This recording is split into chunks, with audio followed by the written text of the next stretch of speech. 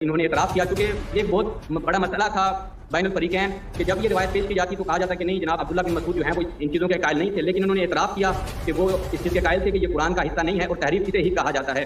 مسئلہ یہ ہے کہ تحریف قرآن کے حوالے سے انہوں نے کہا کہ عبداللہ بن مسعود رضی اللہ تعالیٰ، کوئی مسلمان یہ مانتا ہے کہ عبداللہ بن مسعود رضی اللہ تعالیٰ عنہ جو تھے وہ تحریف قرآن کے قائل تھے؟ کوئی عقل والا علم والا تو یہ بات کرتا ہی نہیں ہے۔ ظہیر امن پوری صاحب کہہ رہے تھے کیونکہ روافض اور تشیع جو ہیں یہ قرآن سے استدلال کیسے کر سکتے ہیں جبکہ ان کے ہاں تو قرآن کیا ہے، تحریف شدہ ہے۔ ہماری معلومات اور تحقیق کے مطابق شیعہ مذہب میں قرآن محرف اور مبدل مغیر کتاب ہے۔ ایک عالم بھی ان کے ایسے نہیں ہیں کہ جو قرآن کریم کو اصلی اور حقیقی کلام اللہ مانتے ہیں۔ یہ ان کا اجماعی اور اتفاقی مسئلہ چاہے کہ صرف ابوبکر کے بارے میں آپ کی کیا رائے ہے؟ وہ سامنے کہیں گے کہ ہم تو اپنے پڑوسی کا احترام کرتے ہیں، سیدنا ابوبکر کا احترام کیوں نہیں کریں گے؟ گھر جا کر ان کو لعن طعن بھی کرتے ہیں، جو کچھ ان کی کتابوں میں صحابہ کے حوالے سے ہے وہ ہے۔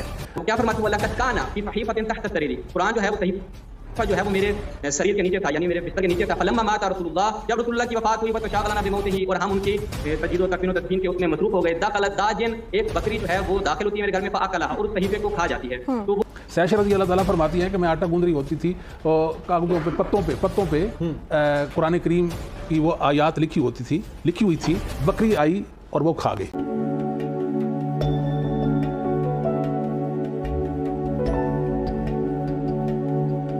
تین طلاقیں، اس پہ بات بھی کریں گے۔ اس پر مختلف مسالے کے علماء کرام میں اختلاف کس نوعیت کا پایا جاتا ہے اور کس بیس پہ پایا جاتا ہے، اور اسی پہ بات کریں گے۔ اور بات کرنے کے لیے جو آج ہمارے ساتھ مہمان شخصیات موجود ہوں گی، ہمارے ساتھ بیرون ملک سے شامل گفتگو ہوں گے سید شہباز اصفہانی صاحب، اور ہمارے پاس اسٹوڈیو میں جو شخصیات موجود ہیں مولانا غلام مصطفیٰ ظہیر امن پوری صاحب موجود ہوں گے۔ ان کے ساتھ ہمارے ساتھ رمضان کے رنگ اسپیشل افطار ٹرانسمیشن کی رونق ہیں پروفیسر ڈاکٹر محمد وقاص جعفر صاحب، ان کو بھی خوش آمدید کہتے ہیں۔ تینوں ہمارے مہمان گرامی ہمارے پاس ہیں۔ سید شہباز اصفہانی صاحب کی خدمت میں جائیں گے اور جانیں گے، شریع یہ بتائیے گا کہ طلاق کے حوالے سے اگر بات کی جائے، اسلام نے طلاق کی شرعی حیثیت کیا بیان کی ہے اور طلاق کا اصل طریقہ کار کیا ہے دینے کا؟ اسلام میں اسلام نے ہر چیز کی وضاحت کی ہے، انسان کے اگر خوشی کے معاملات ہیں، اسلام کے اندر ہر پہلو پر، زندگی کے ہر موڑ پر رہنمائی کی ہے۔ اگر میاں بیوی کے درمیان نوبت طلاق تک آ جائے تو طلاق دینے کا اصل شرعی طریقہ کار کیا ہوگا؟ اس پر بات کیجیے۔ اعوذ باللہ من الشیطان الرجیم، بسم اللہ الرحمن الرحیم، الحمدللہ رب العالمین والصلاۃ والسلام علی محمد وعلیہ الطاہرین۔ تمام ناظرین کی خدمت میں اور جتنے بھی حضرات میں موجود ہیں سب کی خدمت میں السلام علیکم۔ وعلیکم السلام ورحمۃ اللہ۔ جناب اگر آپ اجازت دیں، کیونکہ گزشتہ ہمارے سیشن میں ایک بات رہ گئی تھی، اگر اس کا میں جواب دوں اگر آپ کی طرف سے اجازت تو پھر ہم آپ کے سوال کی طرف آتے ہیں۔ جی جی پلیز۔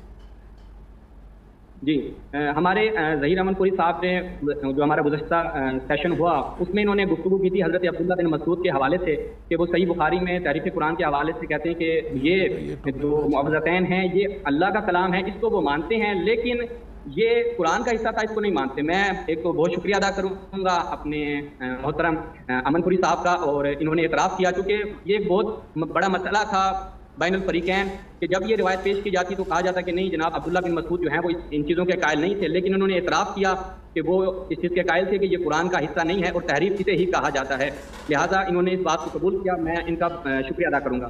اس کے ساتھ میں صرف ایک اور بات کروں گا کہ ظہیر امن پوری صاحب کہہ رہے تھے چونکہ روافض اور تشیع جو ہیں یہ قرآن سے استدلال کیسے کر سکتے ہیں جبکہ ان کے ہاں تو قرآن کیا ہے، تحریف شدہ ہے۔ تو میں ان کی خدمت میں عرض کروں گا کہ یہ بات کی جاتی تھی اس زمانے میں کہ جب سوشل میڈیا نہیں تھے، جب لوگوں کی دسترس کتاب خانوں تک نہیں تھی، تب یہ بات کی جاتی تھی کہ جناب قرآن تحریف ہو چکا ہے۔ لیکن اب الحمدللہ جیسے ہی ترقی ہوئی تو یہ بات بھی کھل گئی کہ تحریف قرآن کا قائل کون ہے۔ روایت جو ہے وہ سنن ابن ماجہ میں ہے، صحیح سنن ابن ماجہ، یہ ناصر الدین البانی صاحب اہل حدیث کے ایک بہت بڑے محدث جنہیں بخاری زمان کا لقب بھی دیا جاتا ہے، انہوں نے یہ روایت جو ہے وہ اپنی کتاب صحیح سنن ابن ماجہ المجلد الثانی میں روایت نقل کی، اور باب الرضاء الکبیر اس میں روایت نمبر ہے 1593۔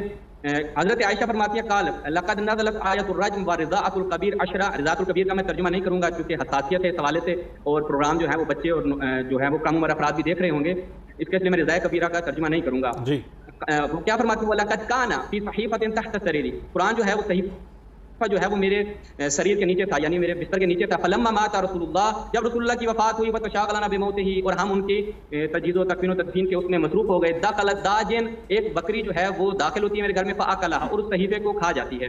تو وہ جو قرآن جو تشیع کے حوالے سے بات کی جاتی تھی کہ جناب قرآن ان کے ہاں محرف ہے، یہاں پہ تو قرآن تقریباً جو ہے وہ بکری کھا چکی ہے۔ تو یہ روایت حسن درجے کی انہوں نے بیان کی ہے، اور اسی روایت کی تصحیح کی ہے المحلہ ابن حزم اندلسی ابو محمد صاحب بھی جو ہیں وہ اس کی تصحیح کرتے ہیں.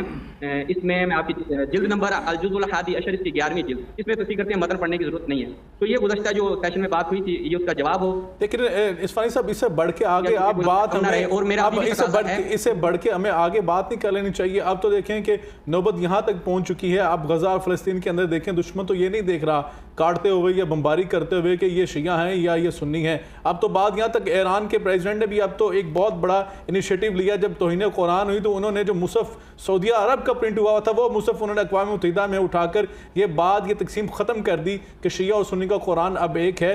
تو اس لیے اب اسے بڑھ کے ہمیں بات کرنی چاہیے. ہم اپنے موضوع کی طرف آئیں گے. طلاق کے حوالے سے میں نے آپ کی خدمت میں گزارش کی تھی طلاق کی شرعی حیثیت اور اس کے ساتھ ساتھ طلاق اگر دینے کی نوبت آ جائے اس کا شرعی طریقہ کار کیا، پلیز یہ وضاحت کر دیجیے.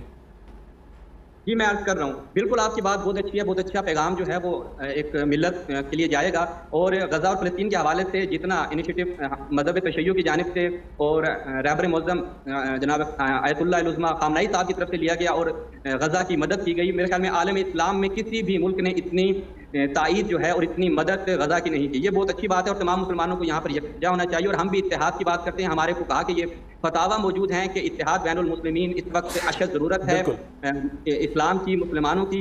اور ہماری طرف سے باقاعدہ یہ فتاویٰ دیے گئے ہیں کہ مقدسات اہل سنت کی توہین کرنا جائز نہیں ہے. یہ اعزاز بھی ہمیں جاتا ہے. امام خمینی نے یہ بات بہت عرصے پہلے کہی تھی کہ لوگ ہاتھ کھولنے اور باندھنے پر جھگڑ رہے ہیں، جبکہ جو ہمیں یہ نہیں دیکھ رہا کہ کون ہاتھ باندھ رہا ہے کون ہاتھ کھول رہا ہے. اب آ جائیے، آپ کا جو پیغام تھا اس کو ہم نے تھوڑا سا اپنی طرف سے بھی بیان کیا. طلاق والے سوال پہ آ جاتے ہیں. آپ نے جو طلاق کے حوالے سے بات دیکھیں، جو روایات میں شیعہ سنی منابع میں یہ روایات ملتی ہیں کہ طلاق وہ ایک ایسا جائز کام ہے کہ جو خداوند متعال کے نزدیک منفور ترین کاموں میں سے ہے. یعنی طلاق باوجود اس کے کہ ایک جائز امر ہے لیکن اس کے باوجود بھی روایات میں، روایات معصومین میں ہمیں یہ ملتا ہے کہ اس کو منفور ترین کام قرار دیا گیا ہے. طلاق کی نوبت کیوں آتی ہے؟ اس کے اسباب بہت زیادہ اسباب ہیں. اس کے ہر ایک پہ گفتگو یہاں پہ ممکن نہیں ہے، لیکن قرآن کی طرف ہمیں اشارہ کرتا ہے وہ یہ کہ اگر ایک خاتون ناشزہ ہو جائے، نافرمان ہو جائے، تو آپ نے کیا کرنا ہے؟ اس کو اگر آپ کو خوف ہے کہ وہ ناشزہ ہو جائے گی اور نافرمان ہو جائے گی تو اس کو آپ نے تبلیغ کرنی ہے، اس کو خدا کے عذاب سے ڈرانا ہے. آپ نے اس کو بتلانا ہے کہ یہ جو تمہارا کام ہے یہ حدود الہی کی تم خلاف ورزی کر رہی ہو. اس طریقے سے اسفانی صاحب میں یہاں قطع کلامی کی معذرت، لیکن یہاں پر نافرمانی کو بھی تھوڑا سا ایلیبوریٹ کر دیں کہ وہ کیا ایسا کام کرے گی جو نافرمانی میں آئے گا. دیکھیں، نافرمانی کے مختلف اسباب ہو سکتے ہیں کہ وہ خاتون کس جگہ سے نافرمانی کر رہی ہے کہ شوہر مجبور ہو جاتا ہے. ہمارے معاشرے میں دراصل نہ شادی سے پہلے اور نہ ہی جب شادی کے بعد جو معاملات ہوتے ہیں اس پہ تربیت کا فقدان ہے. باقی دیگر بعض اسلامی ممالک میں دیکھا جائے تو یہاں پر مشاورتی دفتر قائم کیے جاتے ہیں کہ اگر ناچاکی ہو جاتی ہے، دیکھیں چھوٹی چھوٹی باتیں ہوتی ہیں، خاندان کی چھوٹی چھوٹی باتیں وہ اس قدر بڑی ہو جاتی ہیں جتنا اس کو کھینچا جائے وہ کھینچتی چلی جاتی ہیں اور نوبت طلاق تک آ جاتی ہے. اصل میں ہمارے یہاں پر اگر خاتون اگر اپنے گھر والوں کا جو مرد کے ماں باپ ہیں اگر ان کا کوئی کام نہیں کرتی یا ان کے لیے کھانا نہیں بناتی یا ان کے کپڑے نہیں استری کر رہی، سو وہ بھی نافرمانی کنسیڈر کیا جاتا ہے. ایسے معاملات بھی کیا نافرمانی میں آئیں گے اور مرد اس بنا پر بھی عورت کو طلاق دے سکتا ہے؟ جی دیکھیں، یہ جو ماں باپ کی خدمت ہے اور اس طرح کے امور یہ شرعی طور پر خاتون پہ واجب نہیں ہوتے، لیکن ایک اخلاقی طور پہ، ایک معاشرتی طور پہ اگر ہم اس کو دیکھا جائے کہ شوہر کے والدین کی خدمت کرنا یا شوہر کے دیگر امور جو ہیں ان کو نبھانا یہ کس قبیل میں ہے کہ شوہر جو اس کے لیے اتنی زحمتیں کر رہے ہیں، اس کی فرمائشیں پوری کر رہا ہوتا ہے، اس کے لیے اتنی زحمتیں کرتا ہے، روزی روٹی کے لیے باہر جاتا ہے، وہ کس لیے؟ تاکہ اپنی بیوی کو خوش رکھ سکے، اپنے بچوں کو خوش رکھ سکے. تو بیوی کا اس کے مقابل میں فرض بنتا ہے کہ وہ اس کے والدین بالکل ٹھیک ہے. امن پوری صاحب کی خدمت میں آتے ہیں. امن پوری صاحب ہمارے ساتھ موجود ہیں. امن پوری صاحب یہ بتائیے گا کہ اگر طلاق کی اقسام کی بات کی جائے، کیونکہ یہ بڑا اہم مسئلہ ہے اس کو سمجھنے میں، کیونکہ حلال اور حرام کا مسئلہ ہے، اس کو سمجھنا ہر مسلمان کے لیے نہایت اشد ضروری ہے، کیونکہ اس کے اکثر امور ایسے ہیں جن میں متشابہات ہیں، تو اس کی وجہ سے حلال اور حرام کا ارتکاب انسان کر بیٹھتا ہے. یہ بتائیے کہ طلاق کی اقسام کتنی ہیں اور اس کی شرعی حیثیت کیا ہے طلاق کی؟ بسم اللہ، الحمدللہ والصلاۃ والسلام علی رسول اللہ. سب سے پہلے تو تعریف قرآن کے حوالے سے اسفانی صاحب بات کر رہے ہیں. ہماری معلومات اور تحقیق کے مطابق شیعہ مذہب میں قرآن محرف اور مبدل مغیر کتاب ہے. ایک عالم بھی ان کے ایسے نہیں ہیں کہ جو قرآن کریم کو اصلی اور حقیقی کلام اللہ مانتے ہوں. یہ ان کا اجماعی اور اتفاقی مسئلہ. 4 ان کے علماء ہیں جنہوں نے کہا کہ قرآن محرف نہیں ہے. انہوں نے بھی مدارتاً اور تقیتاً، کیونکہ شیعہ مذہب کی بنیاد تقیہ پر ہے. تقیہ کا مطلب یہ ہے کہ آپ دل کے اندر کفر ماض رکھیں گے اور حق کا اظہار کریں گے. یہ ایسی بیماری ہے، ایسا مرض لا علاج ہے، ایسی برائی ہے کہ اسلام کے لیے ناسور ہے. मतलब कि वो कहेंगे हम कुरान को कुरान मानते हैं। मिसाल के तौर पर इनके कितने लोग हैं जो कहते हैं जी पूछा जाए कि सिर्फ अबू बकर के बारे में आपकी क्या राय है जी, तो वो सामने कहेंगे कि हम तो अपने पड़ोसी का एहतराम करते हैं, तो सैयदना अबू बकर का एहतराम क्यों नहीं करेंगे। घर जाकर उनको लान तान भी करते हैं। जो कुछ इनकी किताबों में सहाबा के हवाले से है वो है। मसला ये है कि तारीफ़ कुरान के हवाले से इन्होंने कहा कि अब्दुल्ला बिन मसूद रज़ी अल्लाह ताला, कोई मुसलमान ये मानता है कि अब्दुल्ला बिन मसूद रज़ी अल्लाह ताला अन्हु जो थे वो तारीफ़ कुरान के कायल थे? कोई अकल वाला इल्म वाला तो ये बात करता ही नहीं है। दूसरी बात यह है कि सैयदा आयशा रज़ी अल्लाह ताला अन्हा वाली जो उन्होंने रवायत इब्न माजा के हवाला से पेश किया है, उसकी तहकीक में हम ये कहेंगे कि उस रवायत की सनद हसन है। ठीक, सैयदा आयशा रज़ी अल्लाह ताला फरमाती हैं कि मैं आटा गूंद रही होती थी और कागज़ों पे पत्तों पे कुरान करीम की वो आयात लिखी हुई थी, बकरी आई और वो खा गई। अच्छा, अब वो रज़ात कबीर 10 बार कुरान करीम में ज़िक्र था, 10 बार, रज़ात कबीर की बात नहीं है, मतलब रज़ात की बात है कि 10 बार बच्चा दूध पिए तो तब वो उसकी माँ बनेगी। ये मनसूख हो गया हुक्म, ठीक, और इसकी तिलावत भी मनसूख हो गई। इस तरह आयत रजम है, वो भी कुरान करीम में मनसूख है मगर उसका हुक्म बाकी था, वो तिलावत उसकी मनसूख है। अब वो पत्तों पे लिखो बकरी खा जाए, गाय खा जाए, बैल खा जाए, क्या हर्ज इसमें, क्या होगा? मनसूख आयात है ना। जब वो कुरान करीम का हिस्सा ही नहीं रह गई, उनकी तिलावत मनसूख हो गई है, मुसलमान कुरान में उनकी तिलावत नहीं करते, तो उनको कोई कीड़ा मकोड़ा खा जाए, बकरी का, इससे क्या फ़र्क पड़ता है?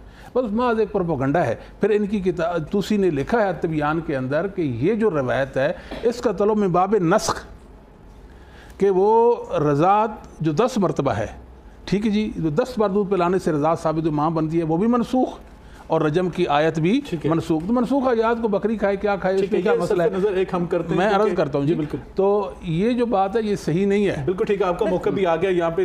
शाह जी, मैं आपकी खिदमत में आऊँगा और पूछूंगा मकतब तशय्यो के मौक़िफ़ के हवाले से कि तलाक़ के मौक़िफ़ पर हमने ये सुना है कि तलाक़ के मौक़िफ़ पर अहले तशय्यो और अहले हदीस इनका मौक़िफ़ एक है। क्या वाकई ऐसा है? और क्या अहले तशय्यो के यहाँ जो तलाक़ है और उसके अंदर रुजू जो है वो कैसे है? जो अहले तशय्यो का तलाक़ का सारा सिस्टम है वो हमें ज़रा समझाइएगा। जी बहुत शुक्रिया। मैं ज़रा गुजारिश करूँगा कि क्योंकि अमनपुरी साहब ने शुरू में एक बात की थी जो एक बहुत बड़ी मकसद तशय्यो के हवाले से बात करेगी, जो उन्होंने क्लेम किया है उसका जवाब देकर मैं तलाक वाली बात मुख्तसर जवाब अर्ज करूँगा। अमनपुरी साहब ने कहा कि तमाम उलमा जो हैं वो तहरीफ के कायल हैं, तो आप के चैनल से ये तकाजा करूँगा कि एक मुफस्सल प्रोग्राम इसी मौजू पे रखें, तहरीफ कुरान के मौजू पे, क्योंकि अभी मौजू नहीं है, अभी मैं इसमें डीपली बहस जी बिल्कुल ठीक है, रखेंगे आप दोनों की इजाज़त से। अमनपुरी साहब ने जैसे पहले इन्होंने तहमत लगाई जिसका अभी तक रेफरेंस नहीं ला सके और ताक़यामत ये ला भी नहीं पाएंगे उसका रेफरेंस, जो उन्होंने गैंग रेप के हवाले से बात की थी। जैसे उनकी ये तहमत थी तो ये भी एक तहमत है कि उलमाए तशय्यो, वो कह रहे थे मैं ढूंढ के देता हूं आपको गैंग रेप वाला जो रेफरेंस था, इंशाल्लाह टेंशन नहीं मिलेगा। ये इनके अमनपुर साहब वो कह रहे हैं वो इस तरह के हवाला जात ना मिला तो मैं इस रूम में कभी दाखिल भी नहीं हूंगा। वो कह रहे हैं कि अगर मैं रेफरेंस ना दे सका मैं स्टूडियो में दोबारा कभी नहीं आऊंगा। जी इंशाल्लाह नहीं आएंगे, आप टेंशन नहीं लें। हमारे उम्महातुल से जैसा हम तो चाहते हैं आप दोनों हमारे पास बार-बार आए, हम इस्तेफादा करें आपसे, आप कह रहे हैं कि ना आए दोनों। जी जी बहुत शुक्रिया आपका। मैं दो चीजें उनसे पूछ लें फिर आपसे आपकी तरफ आते हैं। जी प्लीज बोलें तसल्ली से सुनते हैं जी, इनकी बात मैं बिल्कुल तसल्ली से सुनता हूँ, इंटरप्ट नहीं करता। तो अमनपुरी साहब बुजुर्गवार हैं तो जी वो कहते हैं सुने आप सुनाए सुनेंगे वो। जी बहुत शुक्रिया। तो इन्होंने जो कि एक बहुत बड़ी तोहमत लगाई थी, अगर हम आपके चैनल से अगर ये पैगाम जाएगा कि एक पॉइंट ऑफ पूरा बयान करने का मौका दिया जा रहा है, दूसरे को नहीं दिया जा रहा, तो ये एक अच्छी इमेज नहीं जाएगा। नहीं, हमने आपको पूरा मौका दिया, खुल के बात करें, आपके पास फ्री टाइम है, जितनी देर आप बात करना चाहें। अल्लाह इंशाअल्लाह खुदावंद आपको सलामत रखे।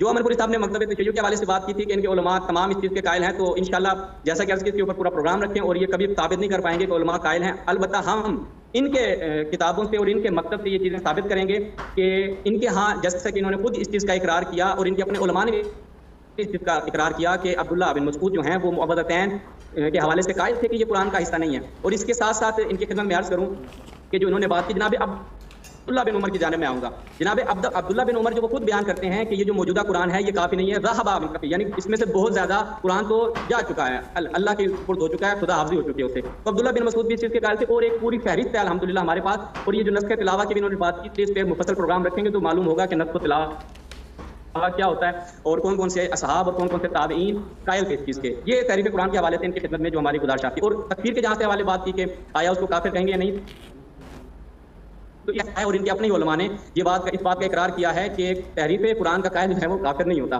یہ ابن تیمیہ کا ہر جگہ پہ حوالہ دیتے ہیں. تو یہاں تک یہ پوائنٹ آف ویو ہمارا جو ان کے جواب کی صورت میں آ گیا. اب آج طلاق کے اوپر جو اصل موضوع ہے. اب میں چاہوں گا کہ امن پوری صاحب اس میں اگر دوبارہ کاؤنٹر اٹیک کریں گے اور گفتگو کریں گے پھر ہمیں اس میں مزید برود کرنا پڑے گا. ہم اس موضوع کو روکیں گے, اس موضوع پر اسپیشل ایک پروگرام کریں گے. آپ تسلی سے دونوں حضرات بات کیجئے گا, ہم آپ کو فریلی موقع دیں گے. تو ابھی ہم طلاق کی طرف آتے ہیں جو میں نے سوال آپ کی خدمت میں پٹ اپ کیا ہے.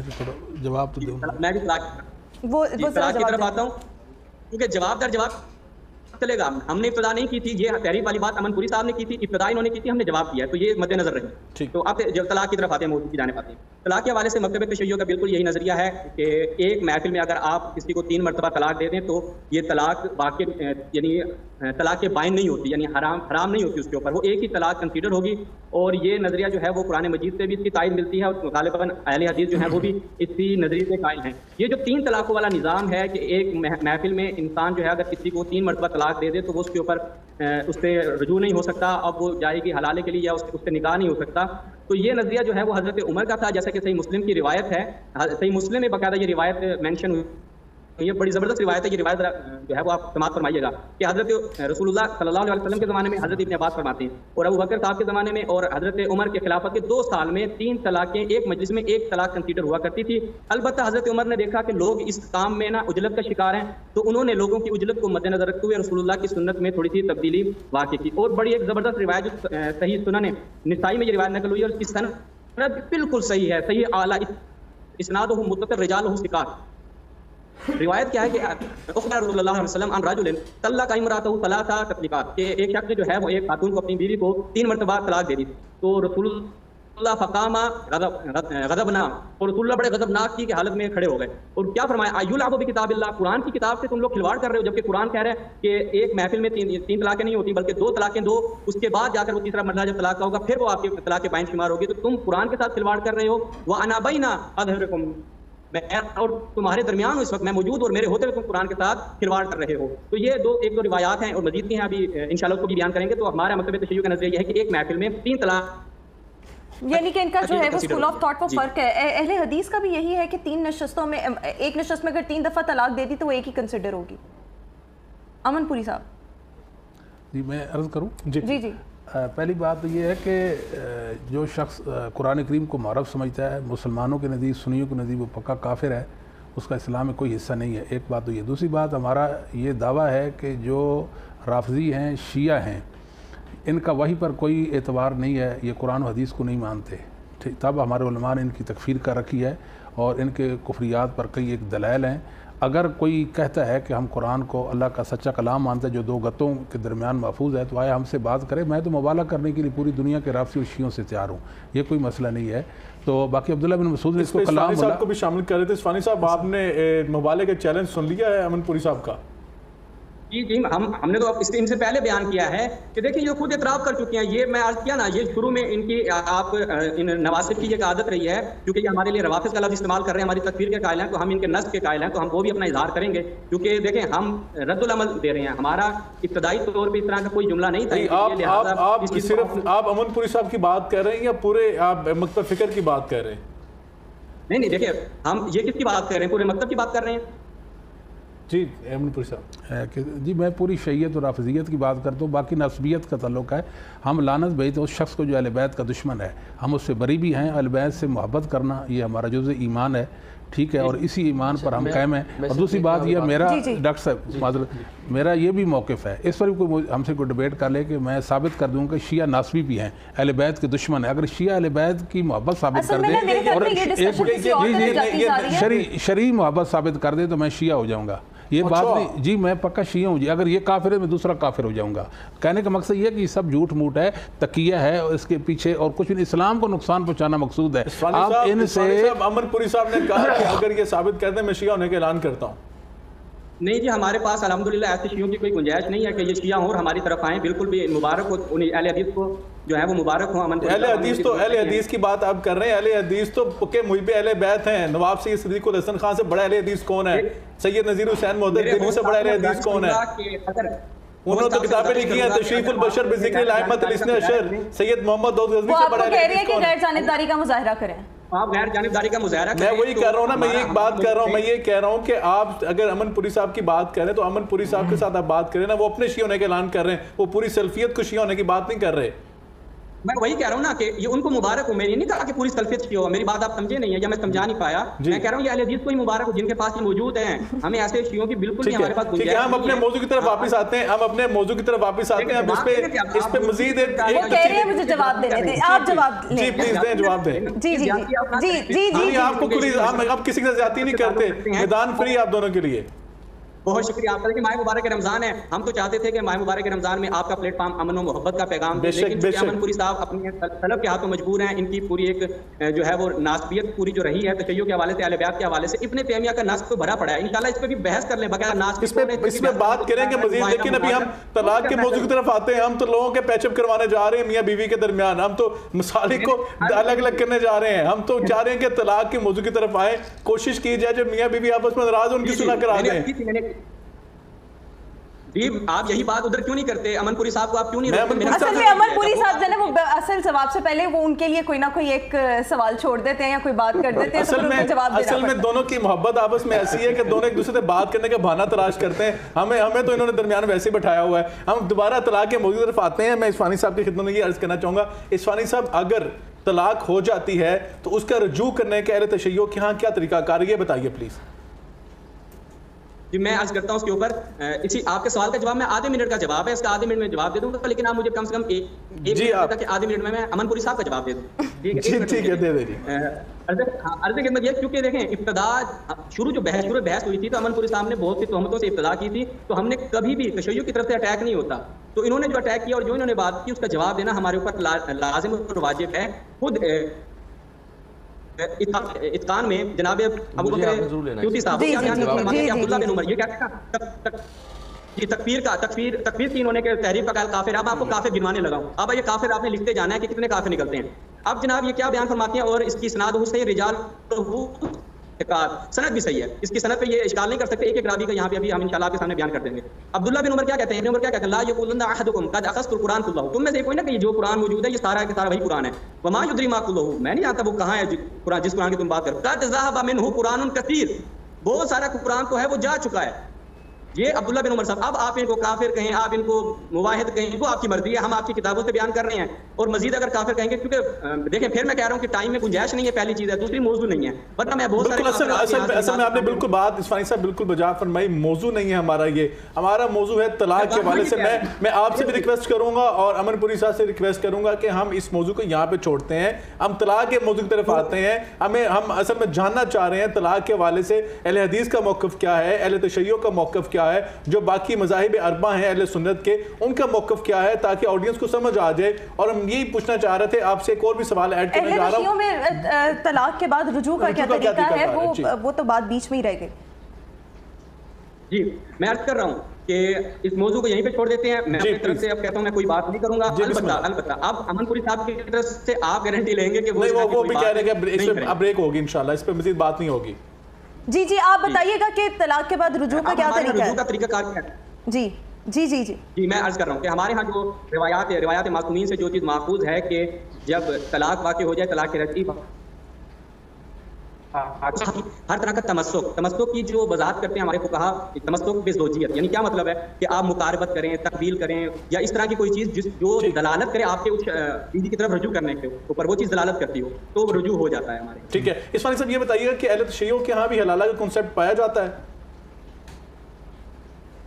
جی حلالہ کا کانسیپٹ پایا جاتا ہے، البتہ بالکل ویسے ہی کہ جب طلاق بائن ہو جائے اور وہ اپنے شوہر پر حرام ہو جائے، اس کے بعد وہ کسی اور خاتون کسی اور مرد سے کیا کرے گی، عقد کرے گی. البتہ اس میں یہ نیت نہیں ہوگی، یہ قصد و ارادہ نہیں ہوگا کہ وہ اس نیت اور ارادے سے شادی کر رہی ہے کہ یہ شخص اس سے ایک رات، جیسے کہ ہمیں بعض ٹی وی چینل پہ بھی دیکھنے کو ملا، اہل سنت کے ہاں یہ چیز ہمیں بہت زیادہ دیکھنے کو ملی کہ حلالے کو ایسے مس یوز کیا جاتا ہے، بہت سی چیزوں کو مس یوز کیا جاتا ہے کہ ایک ایگریمنٹ کہ آپ سے شادی کروں گی، ایک رات کا آپ کے ساتھ ایگریمنٹ ہوگا، اس کے بعد اگلے دن آپ مجھے طلاق دے دیں گے تاکہ آپ بطور محلل ہمارے ساتھ رہیں اور اس کے بعد میں پھر اپنے اسی شوہر کی واپس طرف پلٹ جاؤں. تو یہ ہمارے ہاں نہیں ہے. اس طرح کی شرائط جو ہیں اگر حلالہ کے اندر ہو تو وہ حلالہ محقق نہیں ہوتا. بالکل ٹھیک ہو گیا. ڈاکٹر صاحب آپ کچھ کہنا چاہ رہے تھے، آپ نے کہا تھا مجھے وقت ضرور دیجیے. میں کہنا چاہ رہا تھا کہ میری عادت نہیں ہے، میں جب سے اس میڈیا سے وابستہ ہوں کہ میں کوئی مسلک کی بنیاد کے اوپر تفریق کروں. تو لیکن آپ نے نوٹ کیا ہوگا اصفہانی صاحب کو کہ وہ بار بار سیدنا عمر فاروق رضی اللہ تعالیٰ عنہ کا ذکر اس طرح فرما رہے ہیں جیسے انہوں نے کچھ نئی شریعت کو بنا دیا یا شریعت کے کوئی خاص چینج لے کے آئے. آپ کو ہماری طرف سے کسی اہل بیت کے حوالے سے کوئی اس طرح کی بات کرتے ہوئے نظر نہیں آئے گی. تو یہ اسی بات کا ثبوت ہے کہ ہم اہل بیت سے اور صحابہ سے بات کرنی چاہیے. یعنی حضرت عمر فاروق رضی اللہ تعالیٰ نے اگر اس طلاق کے اوپر پابندی لگائی ہے تو کسی خاص مقصد کے لیے لگائی ہے. جس طرح آپ نے اسٹوری کی سزا کو کچھ عرصے کے لیے ساقط کیا تھا, یعنی قرآن پاک کا حکم ہے, تو وہ کسی وجہ سے قید پڑ گیا تھا. تو لہٰذا جو علیکم سنتی اور سنت خلفائے راشدین جو ہے وہ ہمارا ایمان کا حصہ ہے کہ صحابہ کرام کا جو عقیدہ تھا وہ اسلام کے محافظ